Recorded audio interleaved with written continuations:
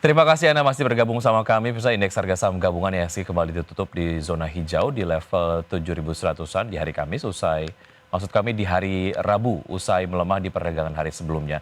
Dan IHSG menguat di tengah Bank Indonesia akhirnya memangkas suku bunga acuan di pertemuan Mei.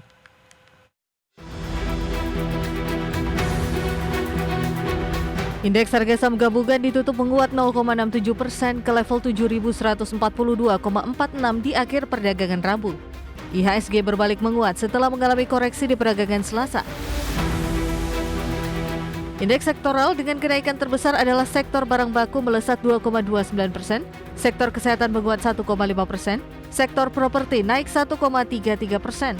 Sedangkan indeks sektoral yang melemah adalah sektor teknologi turun dalam 2,35%, sektor perindustrian turun 0,45%, dan sektor energi turun 0,01%. IHSG menguat di Rabu ditopang penguatan beberapa saham. Dari perbankan Big Caps, penguatan terbesar datang dari saham PT Bank Sentral Asia Tbk yang ditutup menguat 2,37% di level Rp9.700 per saham. Saham PT Bank Rakyat Indonesia Persero Tbk ditutup menguat 1,19% di level Rp4.260 per saham. Dari sektor barang baku, saham PT Adeka Tambang Tbk ditutup menguat 6,59% di level Rp2.910 per saham. Saham PT Vale Indonesia Tbk ditutup menguat 12,63% di level Rp3.300 per saham.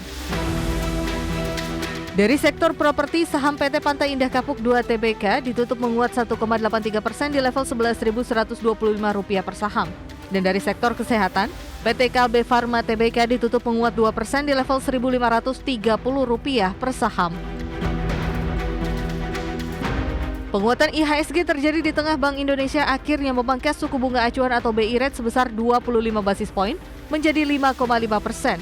Suku bunga deposit facility juga turun menjadi 4,75% dan suku bunga lending facility turun menjadi 6,25%. Rapat Dewan Gubernur Bank Indonesia pada tanggal 20 dan 21 Mei 2025 memutuskan untuk menurunkan BI rate sebesar 25 basis point menjadi 5,50%, 5,5%. Demikian juga suku bunga deposit facility turun sebesar 25 basis point menjadi 4,75% dan suku bunga lending facility turun sebesar 25 basis point menjadi 6,25%. Di sisi lain, rupiah masih bertahan di zona positif di 16.300-an usai Bank Indonesia menurunkan suku bunga acuan. Merujuk data Refinitiv, rupiah berada di posisi 16.395 per dolar Amerika, namun terpangkas dari penguatan intraday yang sempat menguat nyaris 0,5% di level 17.315 per dolar Amerika. Berbagai sumber IDX Channel.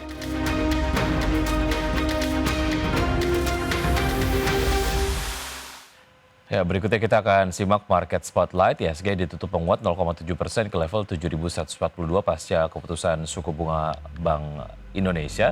BBCA jadi penguat IHSG yang naik 2,3% ke level 9.700 dan barang baku memimpin penguatan sektoral yang naik 2,2%. Agenda ekonomi pemirsa dari Amerika Serikat ada data soal indeks manajer pembelian manufaktur di bulan Mei, kemudian juga ada indeks manajer pembelian jasa di bulan Mei. Dari Eropa ada pidato ECB Alderson, dari Indonesia transaksi berjalan PDB, kemudian juga dari Malaysia ada indeks harga konsumen dan tahunan. Agenda emiten pemirsa ada Elsa, MIDI dan juga Main RUPS, sementara itu PTRO pembayaran dividen tunai dan cuan pembayaran dividen tunai. Pembukaan dari bursa-bursa utama Asia di pagi hari ini seperti Anda dapat saksikan di layar televisi pemirsa. Ya, untuk bursa-bursa utama Asia di pagi hari ini kompak dibuka melemah dengan pelemahan terdalam terjadi di Nikkei dengan melemah, maksud kami di Kospi Korea yang melemah 1,11% level 2.596, disusul oleh Nikkei dengan pelemahan 0,62% di level 37.068 dan STI Singapura melemah 0,23% di level 3.872 dan Hang Seng Hong Kong melemah 0,23% di level 23.772.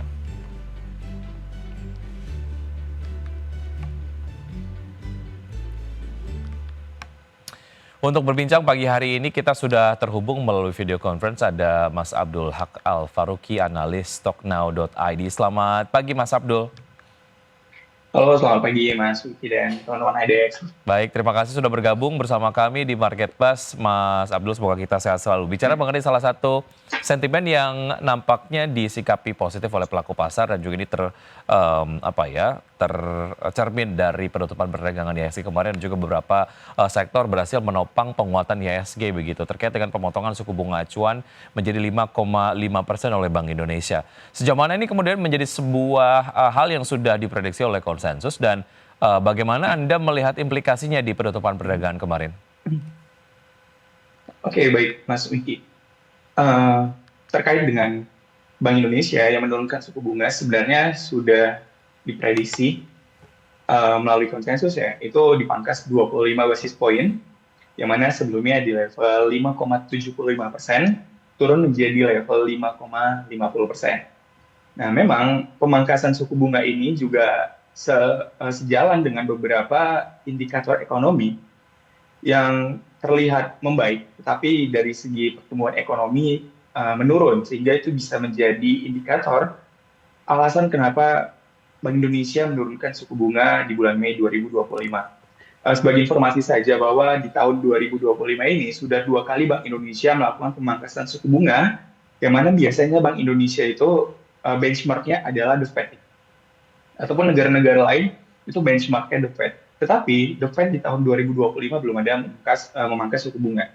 Terakhir kali itu di akhir tahun 2024. Tetapi Bank Indonesia sudah 2 kali memangkas suku bunga, yang artinya bahwa Bank Indonesia memproyeksikan pertumbuhan ataupun stabilitas ekonomi di dalam negeri atau domestik itu masih cukup kuat untuk menjalani tahun 2025 yang penuh dengan gejolak ketidakstabilan ekonomi yang diciptakan oleh tarif perdagangan Amerika Serikat ataupun perang yang terjadi di Timur Tengah. Selain itu terkait dengan implikasinya, nah sebelum itu saya ingin membahas terkait dengan indikator-indikator ekonomi apa saja yang saya lihat yang menjadi landasan atau base kenapa Bank Indonesia memangkas suku bunga. Yang pertama saya lihat inflasi Indonesia, yang mana itu sudah deflasi sejak April 2024 ya, atau turun inflasinya dari angka 3%-an ke angka paling rendahnya di Februari itu deflasi minus 0,9%. Selanjutnya juga dilihat dari pasar saham sendiri, di mana ketika suku bunga masih di level 5,75%, itu pasar saham outflow besar-besaran. Ditambah lagi memang MSCI ataupun Global Fund itu menurunkan grade dari pasar saham atau ekonomi di Indonesia sendiri. Dan selain itu juga Bank Indonesia juga melihat bahwasannya stabilitas rupiah dari bulan April lalu ya, semenjak memang Trump menunda 90 hari tarif terhadap negara-negara yang menetapkan 10% terhadap negara-negara tersebut, itu sudah selama 90 hari, itu USD IDR atau rupiah terhadap USD itu sudah menguat kurang lebih 2,8%, serta negara-negara ASEAN lainnya seperti Malaysia dan juga Singapura itu juga mengalami penguatan. Sehingga memang dengan stabilitas ekonomi yang cukup kuat, Bank Indonesia yakin nih untuk memangkas suku bunga untuk mendongkrak pertumbuhan ekonomi Indonesia, yang mana kita ketahui growth ekonomi Indonesia di tahun 2025 kuartal pertama itu turun ke 4,87% dari kuartal sebelumnya di 5,02%, seperti itu. Baik, artinya secara momentum dan juga melihat dinamika ekonomi global dan juga penurunan konsumsi domestik dan ini juga tercermin dari data deflasi ya yang dialami oleh Indonesia ini kemudian menjadi sebuah momentum yang pas untuk Bank Indonesia menurunkan tingkat suku bunga acuannya menjadi 5,5% begitu ya.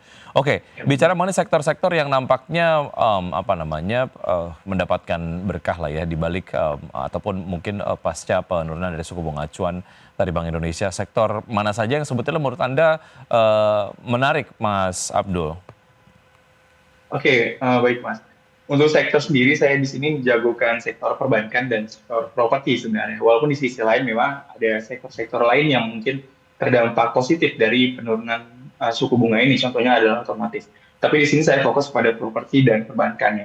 Nah, perbankan di sini teman-teman ketahui bahwasannya ketika suku bunga dipangkas kemarin itu perbankan serempak mengalami penguatan ya, seperti BBCA dan teman-teman lainnya yang ada di big banks. Serta properti juga serempak mengalami kenaikan, bahkan BSD sempat menguat di angka 5% ya. Saya menyebutnya blue chip. properti ya, karena sekelas BSDE, lalu Power dan CTRA itu mengalami penguatan serempak. Nah, kita lihat bahwasannya penurunan suku bunga ini berdampak positif terhadap perbankan. Kenapa? Ketika suku bunga turun, itu ada potensi sebenarnya peminjaman dari korporasi atau individu itu meningkat. Walaupun tidak secara langsung saat ini meningkat, tetapi dalam jangka waktu menengah atau dalam jangka waktu dekat itu berpotensi meningkat karena proyeksi dari Bank Indonesia terhadap stabilitas ekonomi itu baik, serta proyeksi karena pemangkasan suku bunga ini, jadi proyeksi terhadap ekonomi dari sudut pandang korporasi itu juga baik. Dan ketika kredit dari korporasi atau individu meningkat, di situ ada potensi yang namanya laba dari perusahaan perbankan itu mengalami peningkatan. Di sisi lain, dari segi cost of fund-nya itu juga akan turun ya, karena suku bunga juga turun, sehingga beban yang tanggung oleh perbankan terhadap deposito pemain lainnya itu berkurang. Nah, dari sisi properti, di sini saya melihat bahwasannya ada potensi yang mana bunga KPR ataupun bunga yang ditanggung oleh konsumen itu turun ya, walaupun tidak secara langsung, tetapi dalam jangka menengah seperti perbankan yang telah saya mention sebelumnya. Tetapi itu yang investor lihat dari kedua sektor ini, kenapa memang kedua sektor ini menarik ketika suku bunga Bank Indonesia turun. Seperti itu. Baik, yang menarik adalah terkait dengan kebiasaan dari emiten perbankan ketika memang BI rate naik akan cepat melakukan penyesuaian, tapi ketika BI rate turun tidak kemudian serta-merta akan langsung turun begitu ya. Momen-momen ini yang kemudian dapat dimanfaatkan oleh perbankan untuk mendapatkan banyak cuan lah, kurang lebih seperti itu. Dan properti juga dinilai menarik oleh Anda tadi, WSJ sempat tersebutkan dan beberapa saham yang lain. Sebetulnya kalaupun sudah kondisinya menguat pasca penutupan perdagangan kemarin, kalaupun memang mau masuk, mau ride the wave gitu dari sentimen penguat atau pelemahan dari ataupun diturunkannya BI rate. Apakah saham-saham yang Anda sebutkan tadi, khususnya di sektor properti, secara valuasi masih murah, Mas Abdul? Oke, terkait dengan valuasi dari saham-saham properti itu sebenarnya masih di angka yang cukup wajar ya, seperti misalnya BSDE, CTRA, ataupun Powon ya. Kita lihat bahwasannya BSDE sendiri itu berdasarkan laporan keuangan terakhirnya itu memiliki PE rasio di angka 4,4 kali atau lebih rendah dibandingkan industrinya di angka 14 kali ya. Kenapa industrinya sedikit lebih tinggi jauh lebih tinggi? Ini mungkin disebabkan karena dari emiten PANI sendiri ya, mungkin di industri yang sama ataupun CBDK. Nah, sehingga memang dari per industrinya di angka yang cukup tinggi. Nah, di sisi lain selain BSD ada CTRA yang mana untuk PER-nya sendiri masih di angka 6 dan SMRA di angka 7 kali. Sehingga memang untuk valuasinya dari PE ratio itu masih dibilang undervalue dibandingkan dengan industrinya sendiri. Baik. Kalau kita lihat selain Indonesia lah ya, kalau kita kemudian juga bandingkan dengan beberapa strategi yang dilakukan oleh bank sentral di beberapa negara, salah satunya adalah Tiongkok yang juga mengumumkan penurunan suku bunga lebih banyak uang tunai untuk sistem perbankan untuk memperluas saluran bagi uang asuransi untuk mengalir ke saham. Sejauh mana ini sebetulnya kalau kita lihat tren penurunan suku bunga ini akan nampaknya dijadikan sebuah strategi lah ya untuk menyeimbangkan kondisi ekonomi di sebuah negara terhadap volatilitas ekonomi global, dan kayaknya ini mungkin akan banyak dilakukan oleh banyak negara, Mas Abdul. Menurut Anda seperti apa analisisnya? Iya benar, ini bisa menjadi sebuah tren ya, di mana memang China saat ini sudah memangkas suku bunga dan beberapa negara maju lainnya juga sudah memangkas suku bunga. Hal ini bisa diikuti oleh negara-negara berkembang, yang mana memang benchmarknya adalah negara maju selain memang Amerika Serikat, ada juga China. Nah, di sini kita garis bawahi bahwasannya China sendiri di sini sudah tidak bergantung lagi terhadap suku bunga Amerika Serikat.